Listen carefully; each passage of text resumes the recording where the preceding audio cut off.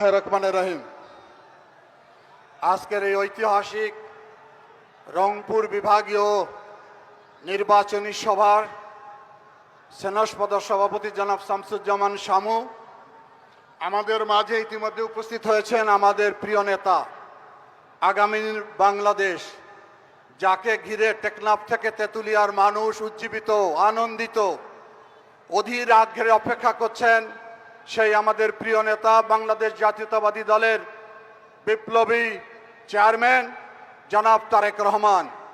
আমাদের মাঝে উপস্থিত আছেন আমাদের পার্টির বিপ্লবী মহাসচিব মির্জা ফখরুল ইসলাম আলমগীর, স্থায়ী কমিটির অন্যতম সদস্য ডক্টর এম জাহিদ সহ প্রিয় নেতৃবৃন্দ, উপস্থিত সর্বস্তরের ভাই ও বোনেরা, আসসালামু আলাইকুম।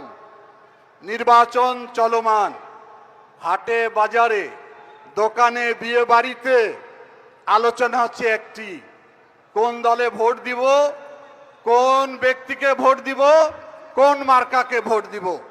তিনটি প্রশ্নের মধ্যে প্রথম বলতে চাই সেই দল যে দলের জন্ম দিয়েছেন স্বাধীনতার মহান ঘোষক শহীদ রাষ্ট্রপতি জিয়াউর রহমান। সুতরাং বাংলাদেশের একমাত্র নাম্বার ওয়ান দল হলো বিএনপি, আর আমাদের বর্তমান নেতা তারেক রহমান।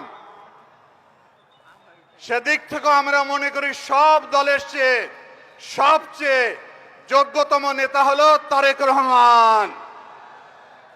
এখন হলো মার্কা, নৌকা বাতিল, লাঙ্গল চলে না, পাওয়ার টিলার ট্রাক্টর দখল করে নিয়েছে, হাত পাখা চলে না, ফ্যান ঘুরে সবারে বাসায়, দাড়ি পাল্লার ওজনের ঘাটতি জন্য ডিজিটাল পাল্লা আসছে বাংলাদেশে, থাকে শুধু ধানের শীষ। কিয়ামত পর্যন্ত মানুষের আহারের চাহিদা থাকবে, ততদিন ধানের শীষ থাকবে প্রতিটি মানুষের প্রয়োজনে। প্রিয় নেতা, আপনি জানেন আমাদের রংপুরের মানুষ তিস্তা নদীর করাল গ্রাসে ক্ষত বিক্ষত। আপনি আমাদের জাগোবাহে তিস্তা আন্দোলনে এসেছিলেন, বলেছিলেন যে বিএনপি যদি মানুষের ম্যান্ডেট নিয়ে ক্ষমতায় যেতে পারে তাহলে তিস্তা মহাপরিকল্পনা বাস্তবায়ন করা হবে।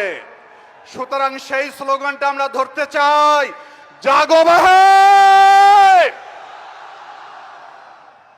এই 2 কোটি মানুষের আওয়াজ, এই একটি পরিকল্পনার মাধ্যমে বৃহত্তর রংপুর নয়, গোটা রংপুর বিভাগের 2 কোটি মানুষের জীবন রক্ষা হবে।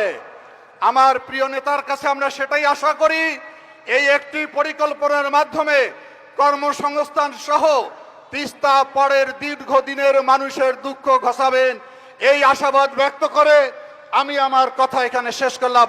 আল্লাহ হাফেজ। বাংলাদেশ জিন্দাবাদ।